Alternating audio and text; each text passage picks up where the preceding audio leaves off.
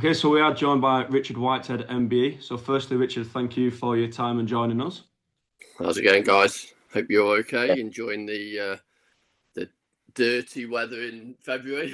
Yeah. yeah, we've suffered here, but you've been running marathons in Chicago. We hear. I've been all over the place. I've just come back from Miami, so yeah, it's definitely different in other parts of the world. It just seems to be a bit miserable in the UK at the moment. Yeah, it's a When bit. isn't it? I think Miami might be a bit nicer this time of year than where we are. Yeah. Well, could you So, start by telling us how you got into running then?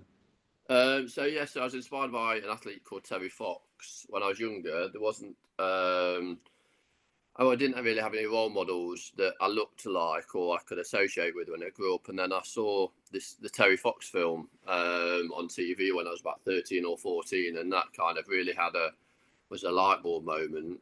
And I think sometimes when you're kind of going through that journey of self growth when you're younger, you're always looking for those light bulb moments, but also you're looking for people that are either going through the same circumstances yourself or you can relate to. And when I was growing up, we didn't really have social media. We didn't have social media, and we definitely didn't have the role models that I could relate to as a double leg amputee.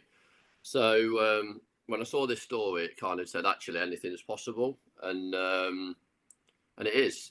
I believe that anybody that's watching this, everybody's got a gift, and it's about nurturing that gift for that opportunity that will happen in the future. We all are guilty of that kind of wanting it now instead of actually working hard for obviously those end results. And I've had to work really hard for what I've done within running and sport, and the kind of fruits of that have been that I've been able to travel the world and support other people, but also shine a light on some of the real inequalities that society has, especially if you're different or if you're from a minority group. And I think the importance is that everybody has the same opportunities in life, whatever sexuality, race, religion, gender, disability. But unfortunately, in society, we still have some of those challenges and obstacles and barriers for especially young people that are now navigating some of the challenges in life.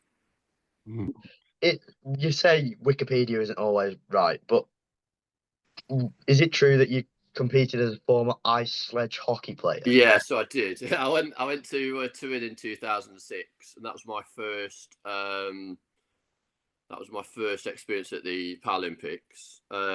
Really interestingly, the team that I was in with that competed wasn't the best team dynamic. Didn't have the best athletes, but it was a great learning opportunity for me to know that the next time that I'd compete for Great Britain, I would have a better team. I'd have better systems in place to be able to come successful. And obviously, the next games after that I was in was 2012, where I won. So my learnings in 2006 really did help navigate some of the real challenges that athletes do have around economics, around trying to pay for stuff, as well as kind of getting the best coaches, best nutrition, best doctors, best facilities around me. And then also just have people that are honest and genuine and trustworthy around you that can give you that honest feedback. So yeah, the first experience was in ice sledge hockey, which is a full contact sport, in 2006. My last time I ever played ice sledge hockey was in 2006 at the Winter Paralympic Games. So I kind of retired straight after that, and my running journey just kind of escalated from there, really. I started running in 2004, but it started to get serious around that time, that 2006, 2007. Fair enough. And with ice sledge hockey, how does that work as a So sport? instead of having one stick, which Yeah. obviously ice hockey you play with, and you're pushing with your feet, you've got two sticks, and on the end of each stick you've got like picks that you put into the ground, and then you propel yourself through upper body strength. But it's still full contact, so still lots of fighting, still the same kind of intensity. It's a real fast sport, definitely recommend people to kind of look on YouTube at ice sledge hockey. I think it's called para ice hockey now.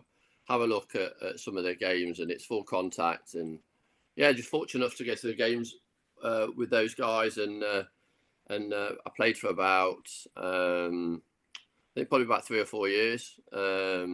Enjoyed it. Enjoyed the camaraderie. Like team sports are fantastic for not just obviously the sport itself, but also learning about other people's obviously disability, circumstance, kind of challenging yourself outside of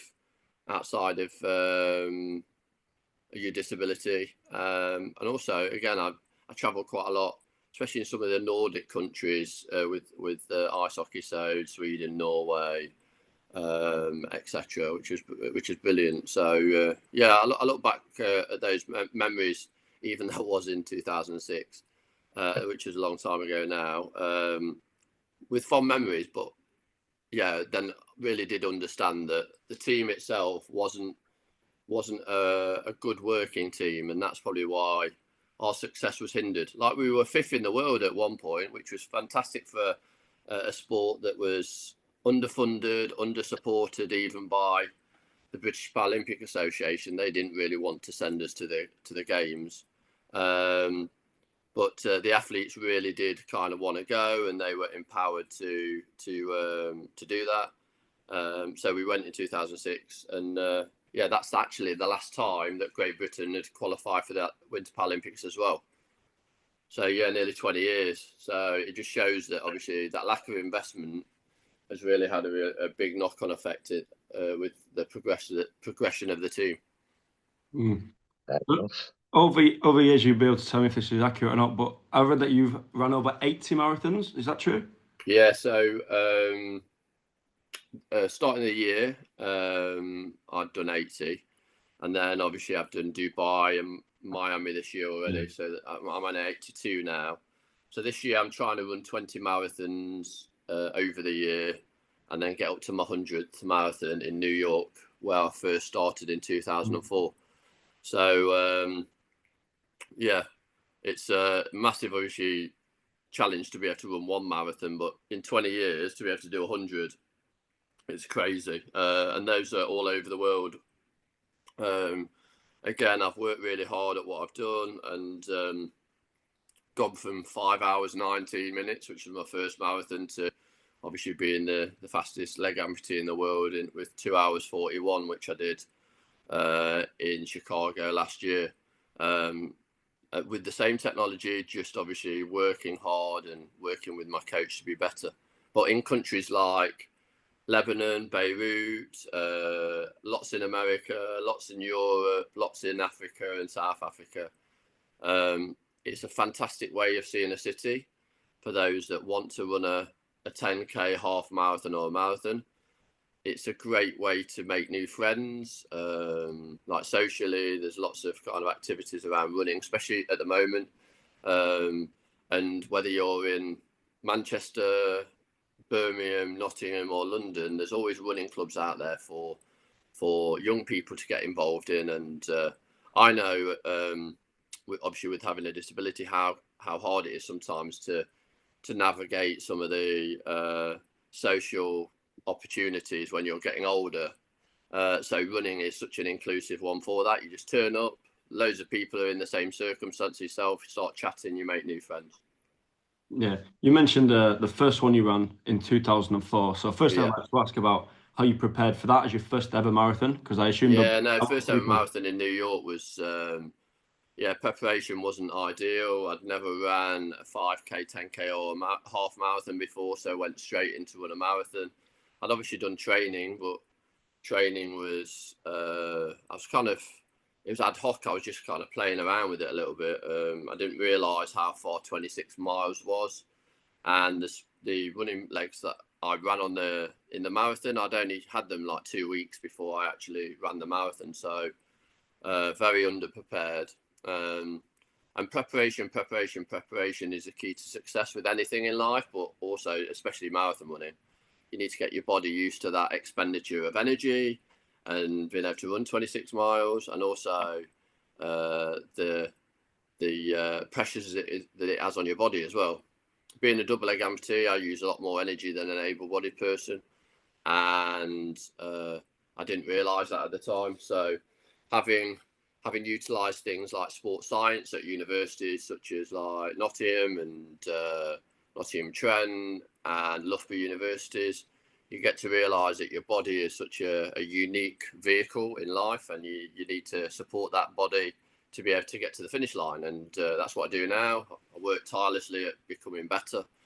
Even though I'm getting a lot older now, I still feel I can be better. And running is something that, like I say, 5 hours, 19 minutes. So when I go into schools and talk about my running, I say it's like you registering in the morning and running the whole academic day and going home. That is about 5.5 hours. So yeah, it's like running all day, which is crazy to think. And that's how you kind of put it over to kids, that running a marathon is tough and it's a lot of hard work.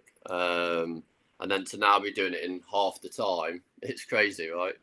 Yeah, I was going to say, comparatively, where you started for a 5 hour 19 to now having the world record, that's such a testament to your hard work over this. How proud does that make you to Oh yeah, for sure. look at it like that?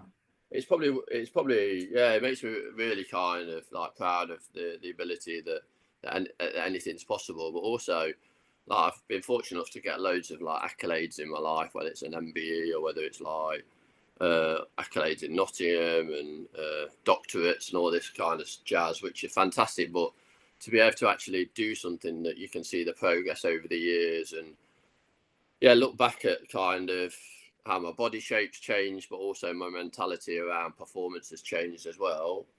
Yeah, it's great to see, but also I hope people don't see me just as a runner. They see me as somebody that hopefully advocates for social change around inclusion and get more people involved in sport through challenging themselves, but also the benefits for mental health as well as physical health as well, because there are so many benefits for your mental health. And don't feel that you can't run just because you're maybe over 40 or you're overweight or you're carrying an injury or an illness. It's about one foot in front of another, or pushing that chair, or being guided or supported one step at a time, and that's it. And that you're going in the right direction. Yeah, absolutely. Fair enough. Strong message there. Hopefully, yeah. Just to make you feel old, that first marathon was before either of us were born. So that's brilliant. that's testament to how your career's gone in terms of the longevity of it as well. Yeah. You spoke about London. I went to the Olympics in London and it was amazing.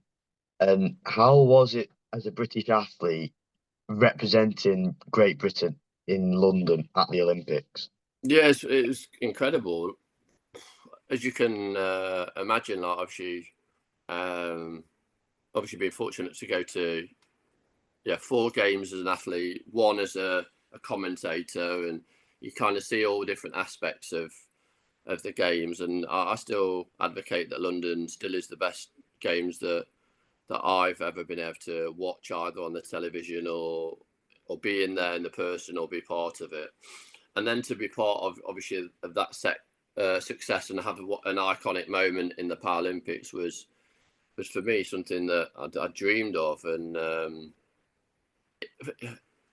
I probably say like fortunate is as a loose word. I've worked obviously tirelessly hard to get that opportunity, but to have a home games in your lifetime is incredible, and not everybody has those home games. And then to be able to be at the top of your athletic ability at the time when the games are on, again, it's quite difficult. So to do that, what is mind blowing. And then on the 1st of September in 2012, which was my event at 12 o'clock. So to be able to then be successful and to deliver that gold medal, yeah, it's something that I've seen. Obviously, I've seen the race and advocate to your viewers to kind of go and watch that Richard Whitehead 200 meters 2012. It's an amazing race, and it really showcases who I am. It's like obviously I've got quite a bit of a slow start, and then I kind of wind up on the bend, and then obviously win down the home straight. So yeah, and the energy from the stadium, 80,000 people watched me win, and then thousands of Union Jack flags at the end, and the support after was mind blowing, and not many people get those kind of moments, and I've been fortunate enough to have quite a few of them where emotionally it's kind of really been kind of like, wow, this is like incredible. But we all have gold medal moments, and it's about being positive, and creating those moments for yourself, and then when you have those successes, really evaluating your own success, and then move forwards and utilize it as a positive, because they're really powerful, and also self-worth as well. It's like, I think, when you're doing something really really well, and you're doing it for yourself, and you're having such a massive impact, you don't realize sometimes the impact you actually do have. And when I ran in 2012 across that finish line, I didn't realize how big it was, for sure. Fair enough. I was going to say, if you replace yourself, a couple of meters from that finish line, you might be starting to realise that you are going to win the gold medal for Great Britain in London, your first It's crazy, gold medal, and then the immediate after scenes of that. Could you try and sum up what that feels like? Because that's something very few people have ever experienced. Well, I think because I did the kind of the guns at the end, and that's really like a significance of like kind of let's all celebrate together, and it was for everybody that has supported me in my life. And I didn't win my first Paralympic gold medal until I was in my 30s, so to be able to do that later on in my life just shows again that it's never too late, and just believe that when your time comes, you'll grab it with both hands. And that's what I definitely did. I think, coming into that home straight, it was all about kind of real patience. And me and my coaches have really spoke about when the race comes to you, just kind of relax and just kind of, do your running, and don't think about kind of winning the race. But as I was coming through the athletes, there was a moment where it was like, am I going to settle for second here? And I was like, just keep relaxed and just plough through the field. And that's what I did. I just ploughed through the field. And that kind of celebration moment was never something that I orchestrated at all. It was just like how I felt at the time. And just like really emotional, and the ability to be able to work with people that believe in you, and then you're able to deliver a performance like that. Mind blowing. I mean, I get obviously quite a lot of recognition for that race, because it's a great thing to watch. But to be part of that, it's a great honour. It's a great honour to be part of a very small number of athletes that have ever won Paralympic or Olympic golds in the Olympic Stadium. So only 9 of us, 9 British athletes have won gold medals. So myself, the likes of Mo Farah, Jess Ennis, Dave Weir, Johnny Peacock, and obviously Greg Rutherford, and to be part of that kind of 9 is something that I'll always be like proud of. And if you go into the stadium, which is the West Ham Stadium now, you go up the escalator inside the main reception, there's gold, silver and bronze. So there's big gold medals, silver and bronze medals all over the wall, and then each athlete's got their own like big like plaque, which is really nice. So if any of your viewers do go to the West Ham Stadium for a tour or go and watch a match, definitely go and have a look, because they're massive as well. These like plaques are about I'd say about 30 or 40 inches. They're massive, and it's a great recognition for obviously what we did in 2012. Wow. Fair enough. And what was the buzz? Forget the racing, forget the athletics, just the Paralympics in 2012. What was the buzz like around London? I think it was because of the Olympics. The Olympics were so successful, and everybody wanted tickets for the Olympics and couldn't get them. So they were like, "Oh, we want to experience the Paralympics." So they were like trying to get tickets. So I remember being in the holding camp in Portugal, and I'd have all my mates going, "Oh, we've just seen the Olympics and we want to come and watch." And I'm like, "You can't get tickets now. They're sold out months ago." So a lot of people had seen the Olympics and then wanted the Paralympic tickets. And then the expectations were like, we're just going to see some sport. They didn't actually realise that it was high level sport at all, or they weren't expecting to be able to be blown away by the sport. They were just going to, like you would go to the zoo or the cinema, they're going for an experience. And a lot of people that went with that mindset came away within it with a mindset of, wow, Paralympic sport is very competitive. It's great to watch.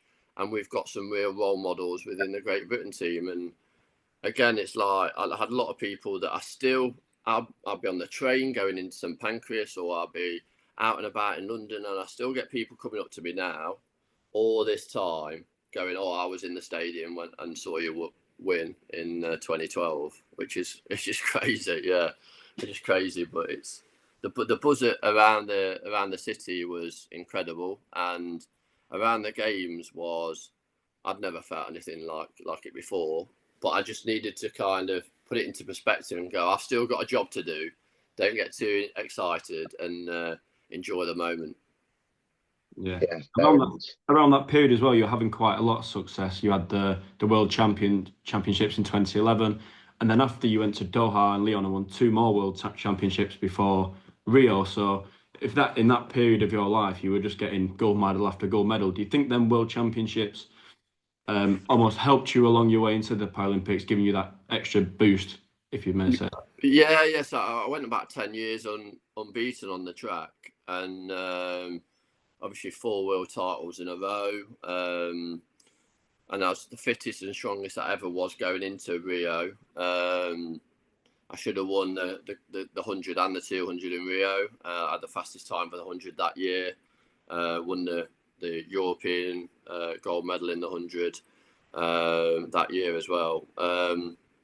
And I think my mindset was very much I wanted to dominate on the track, and if people could beat me in the gym, then they deserved to beat me on the track. So I would say probably that was probably my most focused as a performance athlete, in respect kind of being ruthless on the track.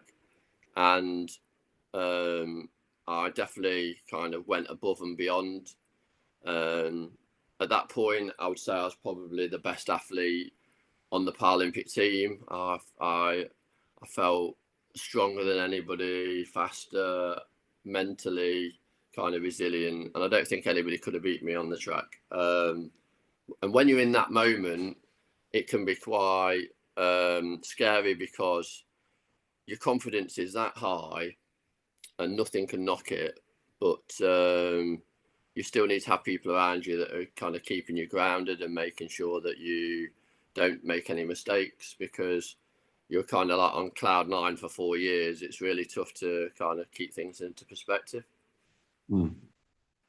Fair enough. And I went from like doing 24.38, I think, in the Paralympics in London, time-wise for 200, to like doing 22.69 in 4 years. So I knocked which in 200 terms is massive. It's like, it's as big as knocking the time off that I've done in my marathon for sure.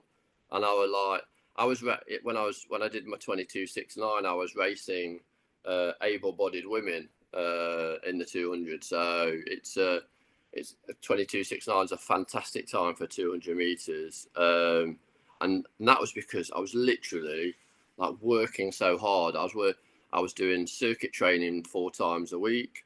I was doing 4 track sessions a week. I was still running on the road. I was doing a start session at Nottingham University with my S&C coach. I was eating, I was sleeping better, and nutrition was on point. My body fat was down to 8%. So all these things, you look at the pictures from like 2012 to 2016, I just look totally different. I look like an able-bodied sprinter. I look like a world-class sprinter, which is what I was really. But it takes so much dedication. And that's why Paralympic sports had to evolve to be successful. And this is one of the reasons why I think the Paralympic team hasn't been successful in Paris in the last games, because some of the athletes have let things slip. They're not as competitive. They're not as driven. They don't look as athletic. And I feel that as an athlete, I can kind of say that. And it might sound like a little bit of a criticism, but I actually feel that sometimes athletes need to be kind of held to account and just say, look, it doesn't mean this is the end of your journey, but you just need to work harder. Yeah. If you look back on your career, would you have rather the London Games be as they were, or be something similar to what Birmingham was, where it was a mix of everything? So, Yeah, what would you have great preferred? question. No, great question. I've not had that before. I think for me, it's the Paralympics was so special in London 2012. I don't think it could have been any better for the athletes that were successful. I still think there's room to improve. I still think there is opportunities like in Birmingham to have like that combined events. My real criticism around an event such as Birmingham is that it's not accessible to every athlete. So I didn't have an event in Birmingham at the Commonwealth Games. I asked for an event at the Commonwealths, was told no, and that's a real kind of frustration for me. Imagine so I've had all the success I've had, but I've never represented England, never once Yeah, for on the track. And even though I'm in the England Athletics Hall of Fame, I've never represented England once. Wow.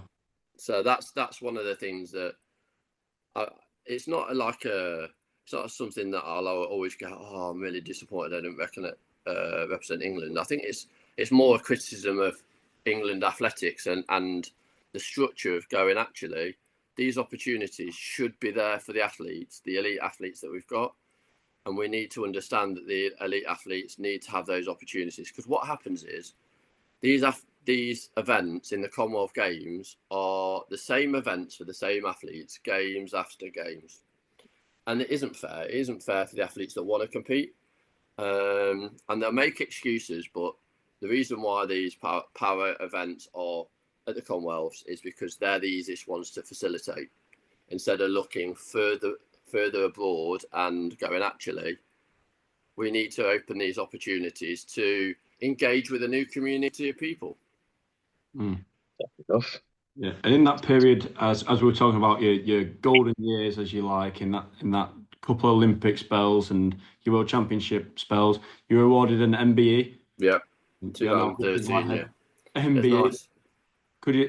What's that process like? How do you find out? Because obviously, again, not a lot of people ever get to experience something like that. No. Through So that process, and I was how proud interested that must because, make you feel.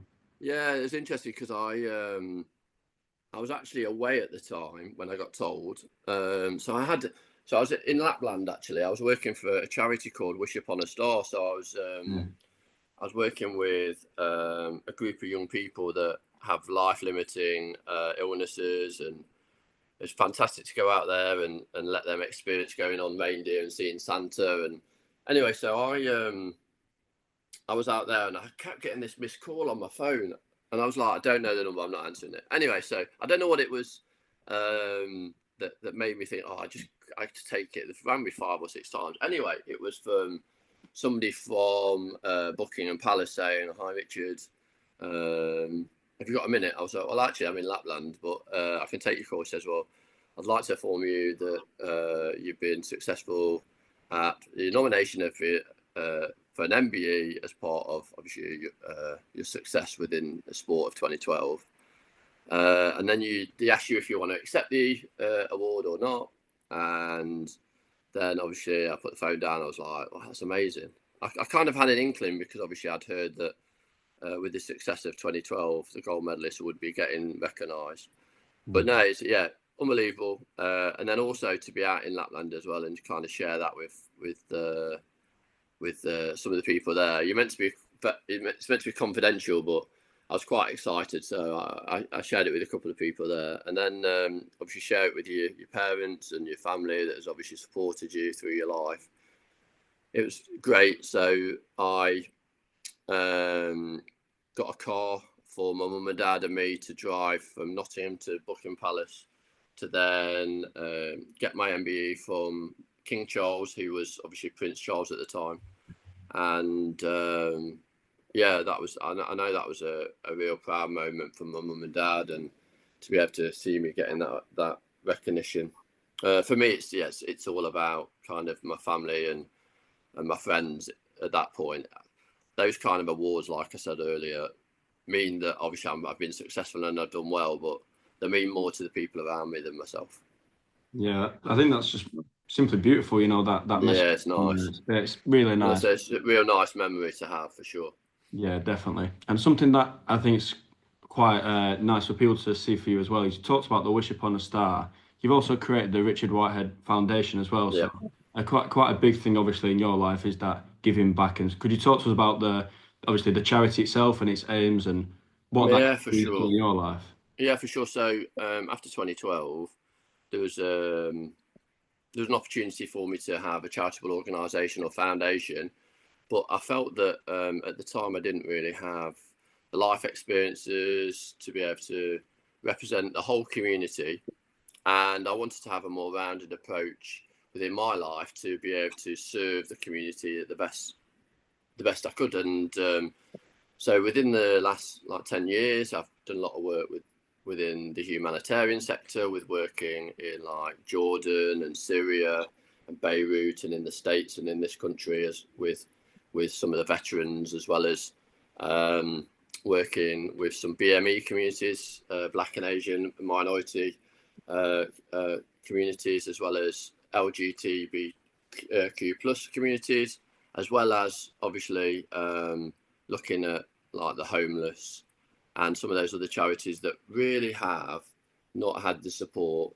So to embed myself within those charities and organisations has really upskilled my my sense of what is needed within the charity sector, and also how to be able to serve the wider community. So when around kind of 4 years ago, when I was thinking about kind of just before COVID, kind of how do I kind of put this together? So a couple of friends of mine with disabilities helped me get the governance right, get the foundation up and running, do it in the right kind of way, where it's fully representative through the whole structure of the foundation, to be able to empower disabled people to enable their ambitions. So through participation of sport or participation within life, education, so going out into schools and education environments and talking about the importance of equality, diversity, and inclusion, as well as opening up opportunities within employment as well, which is so important because the disability community is so resourceful and hasn't been utilised within society. Like even like the teaching sector, so 0.5% of teachers have a disability. So if you're a disabled person, because 1 in 4 people within society, 16 million people, have a disability. So either hidden disability, physical, intellectual, etc. So how are you going to be inspired if you don't have somebody that looks like you or can kind of empathise with you? So I wanted to have a real impact on the disability community through the foundation, but also the wider work that I do is about educating able-bodied people around the resourcefulness of disability and the reason why we all need to be responsible to be inclusive. And it's not about ramps or disabled toilets. Sometimes it's just about communication and giving people time and giving people the same opportunities in life, and be honest and genuine and authentic with that. Yeah, Fair enough. definitely. And you We'll share a link mentioned, to the foundation as well. And Awesome, yeah, do that for sure. And especially, I want to get more young people kind of talking about the importance of like equality, diversity, inclusion, but also the changing environment for young people in disability and the changing environment for young people with challenges and obstacles. And I think the people that reach out to me through my social media stream, especially young people, it's more about anxieties around kind of the changing environment, like AI, social media, kind of some of the stigmas around kind of body awareness, mental health, etc. So yeah, definitely do that, and I want more young people to be involved in the foundation. There's lots of opportunities for volunteering, but also if you are out there and you are struggling, then there's always people that can help. And my foundation is obviously here to listen, never turns anybody away. And if we can kind of collaborate with other organisations to help anybody, that's what we do. We always kind of support young people, especially. Yeah, we'll definitely link that, and I'd advise all the listeners there to go and check that out. Definitely. Awesome. You were going on about charity, Stand Up to Cancer, Yeah. and Celebrity Hunted. Yeah, did that with you and Thomas. Is that as fun as what it looks like? And obviously, you've gone from being in the solo environment of athletics to working with someone like you and Thomas. Yeah. He's a bit full on as well. I've known you for a while. He's a bit full on, but I'm a little bit more laid back than Ewan. He's a great lad, and we're really good friends from that show. And it is fun. It's nice to be able to do those kind of fun things where you're thrown into a different environment, you're put into a vulnerable situation with somebody that's maybe got lots of different life experiences that you can learn from, and you can actually just have a little bit of fun with it. We travelled all over the UK, met some incredible people, like the stories that we've got from that 2 weeks that we were together. We live a lifetime just kind of listening to like people's experiences with cancer and overcoming like breast cancer and skin cancer. And we met people that had just had diagnosis that were getting used to those environments. But I think with game shows, you always need to take them a little bit of a pinch of salt. So those of your listeners that are wanting to maybe go into media, and sometimes it's portrayed on the TV as very serious, but a lot of it's just a little bit of fun, and you're not kind of expected to win it. Or even though me and Ewan's team did win Hunter in our series, you're not expected to win it. I think you're expected to be part of the TV show, which is slightly different. I was just going there just after 2 weeks away, but Ewan definitely wanted to win it. Ewan's like a born winner. Anybody that knows Ewan Thomas, he's a born winner, and he's like he'd beat his granite tiddlywinks. He's one of those people. He's a real funny guy. He's got a great sense of humour, but he hates losing. Losing. It's so funny. I think after the first couple of days, I was going, okay, you've got all the energy, I'll let you have it. And then after about day 3, I was starting to take the mickey out of him because he was being so competitive. But he's a really good guy, and all the hunters are really cool as well. They're pretty cool guys, and all like ex-military or ex-police, and again, learning from some of their experiences is fantastic too. And is getting caught the biggest defeat in your career then? I'd had enough of Ewan. So I was glad that I was caught, to be honest. So what you said was true then. You did have enough of him. Yeah, I did have enough of him for sure. I did have enough of him. I'm sure you're happy you went on to win in the end then, yeah. Yeah, for sure. Yeah. And we're on the topic of television shows. So you were a co-host on Dare to Defy on Amazon Prime. So yeah. I've watched it, enjoyed it. Could you talk us through that, that experience, what if you learned, you obviously enjoyed what that was like to be on a show like that? Yeah, so those that haven't seen it, it's Dare to Defy on Prime Video. It's a real great opportunity to investigate some of the challenges and obstacles for some of those people that do have those barriers to society. So myself and Adele Roberts, former Radio 1 DJ. She's done some incredible stuff like I'm a Celebrity, etc. And we were investigating obviously the challenges for not only the disability community but also LGBTQ plus community around sports, and some of the stigmas around kind of why there still is some discrimination with regarding things like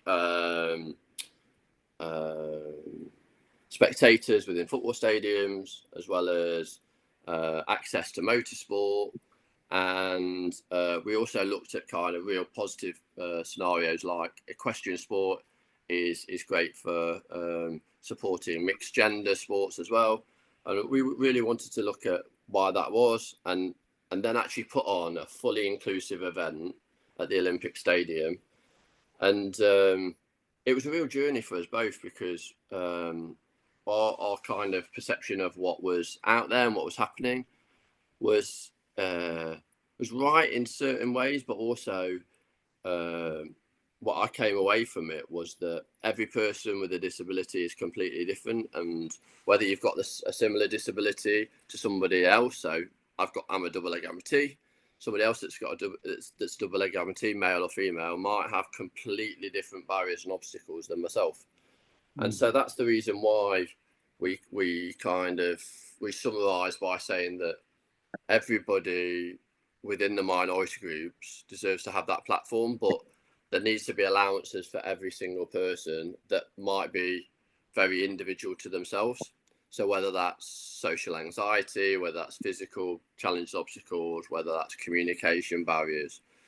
And we try to remove a lot of those for our event in London, Run to the Future. And it was fantastic. It was such a great event. Like, even the organizer, Nissan, as well as the event organizer, Run Through, said that it was their best event, and they do like hundreds of events throughout the UK, because they saw the excitement of the individuals. I've never seen an event so diverse. Like, I've been to events all over the world, and so diverse. We had families, we had people that have never seen disability before, we had people in full religious wear running, we had people that were 4 years old all the way up to like 90. So complete diversity.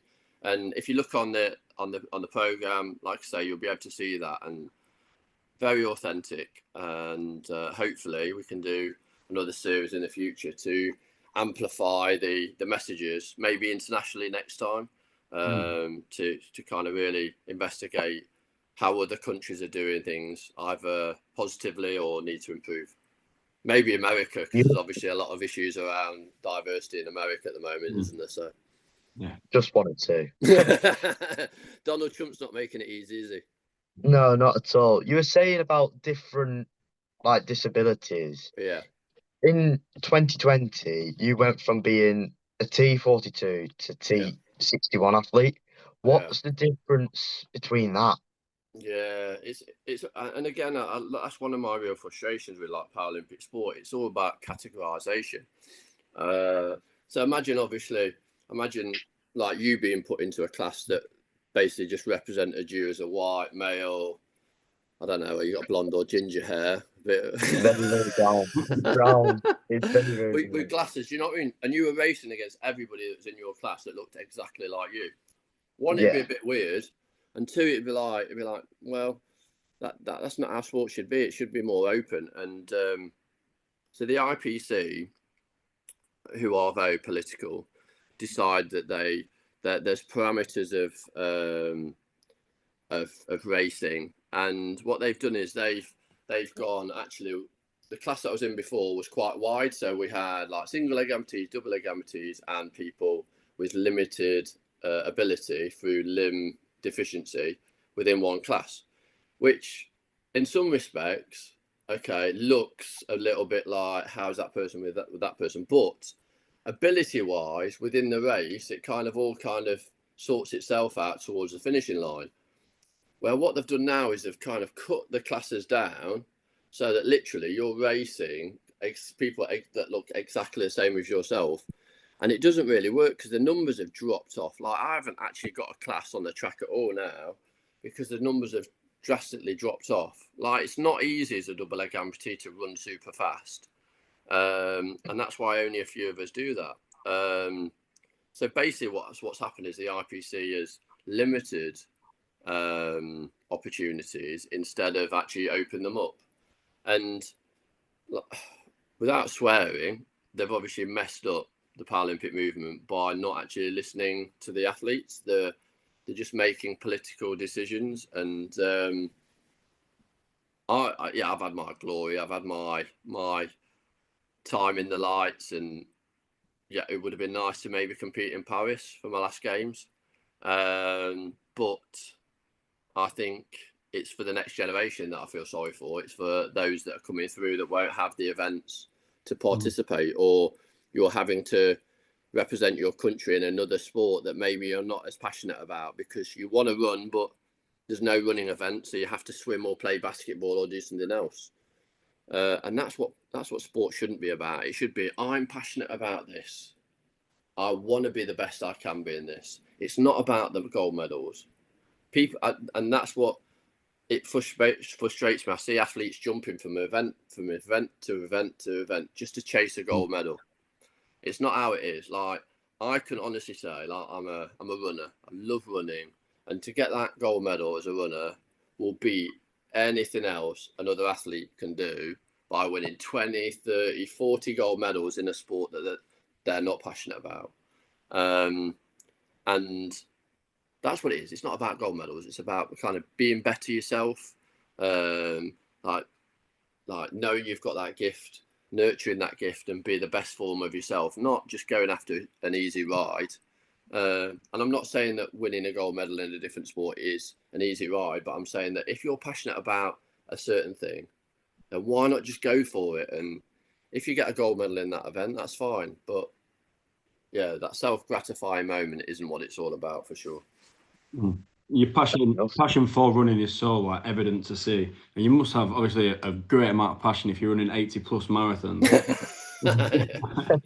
You might not be able to just pick one, but if you've run 80, is there any in your mind that sticks out and you go, "Wow, that one was special," or that one might be my favorite, whether it was the city or just the experience, the way it was built? Yeah, no, well, the first one was New York, so that's always going to be like a favourite one. I've done that 10 times before as well. So I love New York Marathon. I'll be there in November to hopefully do my 100th. Rome, which I'm going to in March, which is an incredible marathon. And then London as well. Just the ability to run around the streets of London is crazy. I think everybody should go down and watch a marathon or watch a running event just to see the stories that people go through just to get to the start line. Like, if you've got parents or yourself, you run a marathon, you do it for charity, you have your charity on your vest with maybe a tribute to somebody that you've lost or you're doing it for. It's so emotional. It's so powerful. Like, I've had so many kind of fantastic comments from people on the road, but also I've seen so many fantastic people that are running for causes that have got to the finish that like broke down in tears and are so emotional because of their success, and that's what it's all about. So it's about, yeah, memories, not medals, and just understanding that, like I say, anything's possible, especially when you've got that cause. And we all forget. I believe that we've all got a why in life, and you just need to find what your why is.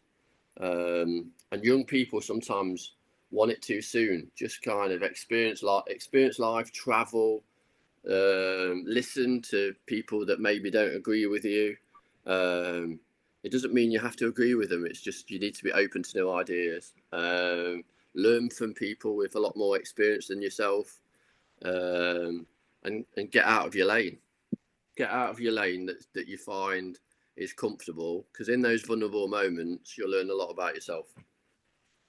Yeah, definitely. Fair enough.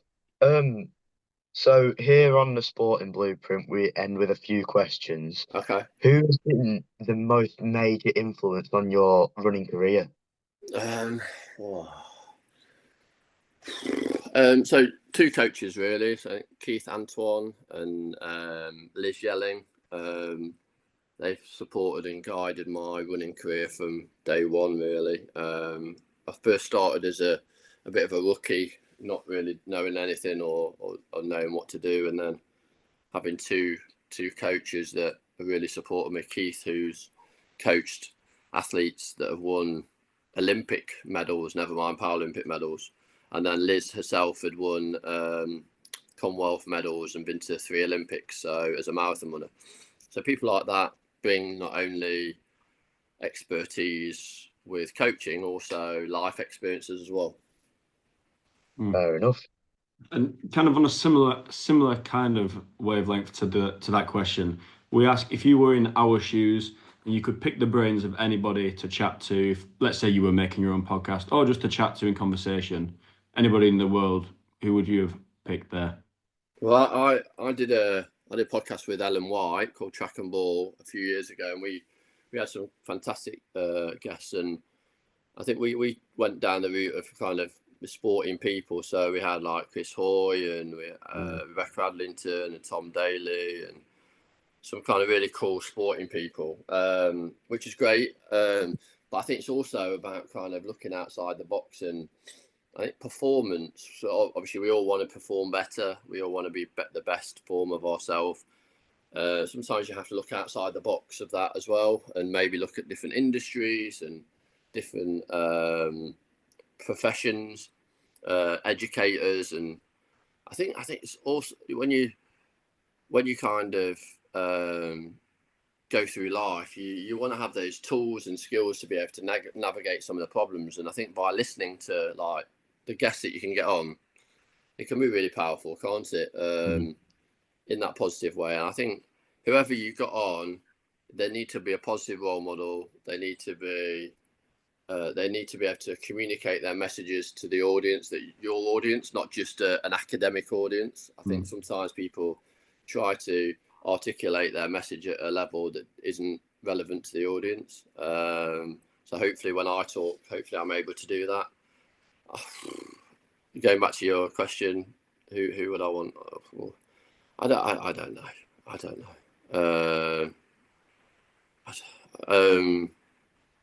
Probably Nelson Mandela, something like that. I think something like that that's had such great experiences, and obviously being in.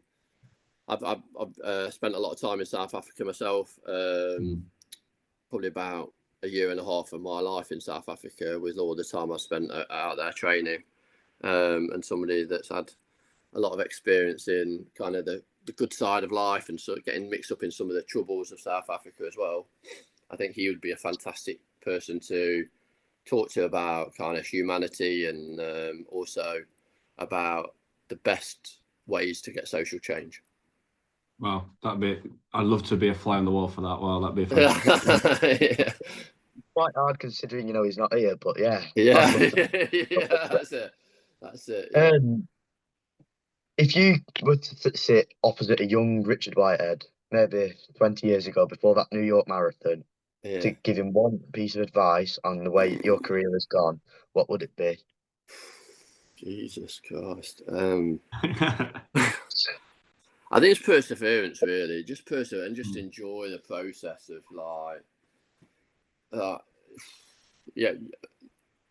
just enjoy it. And there's always ups and downs within life, and we always gravitate towards those like positive experiences we have, but also understand that it's good to sometimes struggle and good to kind of be in the trenches and kind of really battling to get your head above the water, because that's a learning process.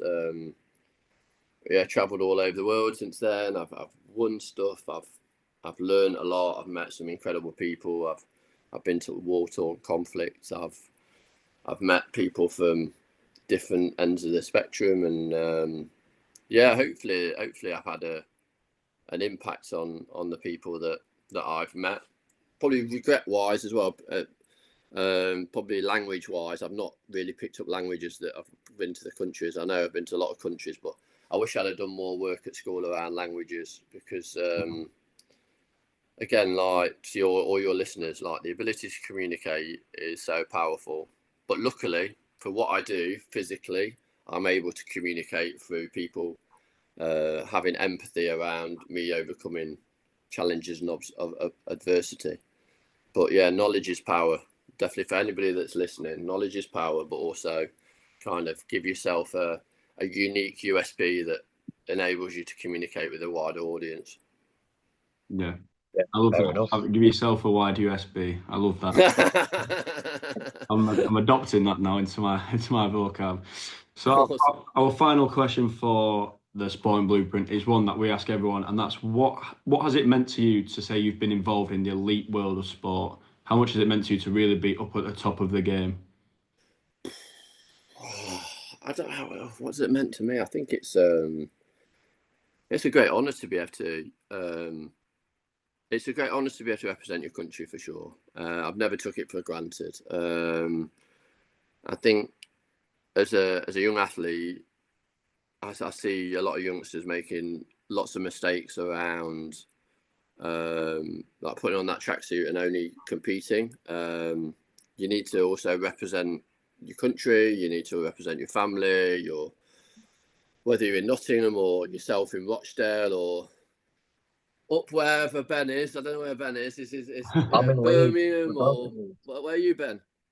We're both in Leeds. Oh, We're at you're Leeds Leeds, Union. are you? Blooming heck. That's where we got to university, but you're right Oh, is with it? that. Oh, and you're You see the Rochdale, flag lad. there, I know you can't you? definitely watched it. I see the flag at the back, but Massive yeah. club. Yeah.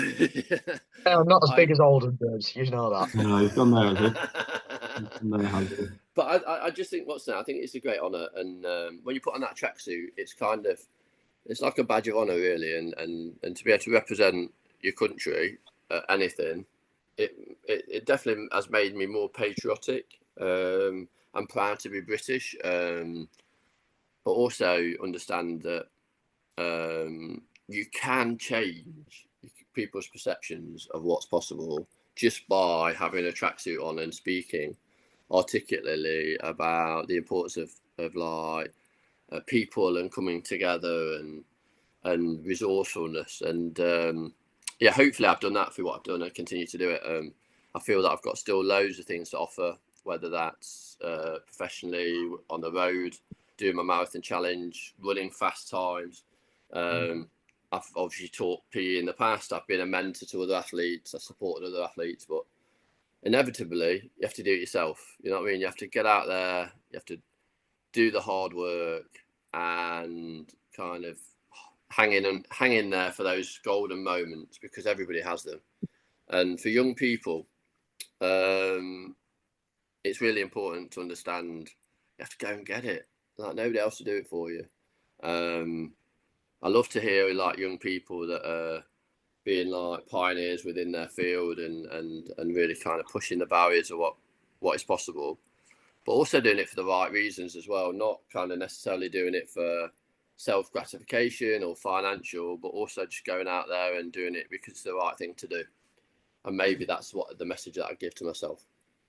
Yeah, I think that's what me and Ben talked about when we first started the podcast. Is we're talking to some people that are fantastic athletes, but fantastic people. It's Yeah, for sure. Listening to their lives and their experiences and listening to yourself today has been a real honour, and it's going to benefit us in more ways than you can imagine. Oh no, thank you for your time. It's like time's precious, right? And to be able to get people's time is really precious, and to be able to connect with different kinds of people, I'm sure you'll get some like real nuggets of information that for not just myself but from other athletes that you'll be able to utilise within your lives, and hopefully your viewers will as well. Yeah, definitely. Yeah, I just want to echo what James has said. Thank you so much for that. That was so insightful. Thank you very much for that today, Richard. Anytime, James. Anytime, Ben. You've been a great host. Well done. Well, there you go. That was another episode of the Sporting Blueprint. If you enjoyed our conversation with the great Richard Whitehead, MBE, got to mention that. Well, please drop us a follow and a good rating on Spotify, and subscribe and put the notifications on YouTube so you don't miss another one. And yeah, thank you for listening. Yeah, thanks very much.